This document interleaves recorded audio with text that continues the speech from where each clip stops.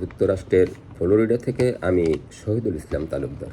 দর্শক, পূর্ণবয়স্ক একজন নারীর জন্য তার সর্বোচ্চ ভরসার জায়গা যেমন স্বামী, আবার পূর্ণবয়স্ক একজন পুরুষের জন্য ভরসার জায়গা তার স্ত্রী।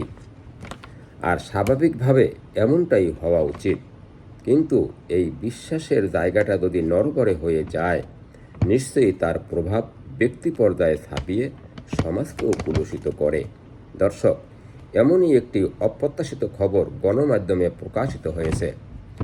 রাজধানীর পশ্চিম নাখালপাড়া থেকে 14টি ইয়াবাসহ রুমা আক্তার নামে এক নারীকে গ্রেপ্তার করেছে পুলিশ। পারিবারিক কলহের কারণে স্বামীকে ফাঁসাতে ওই বুড়ি বাসায় এনেছিলেন বলে জানিয়েছে আইনশৃঙ্খলা রক্ষাকারী বাহিনী।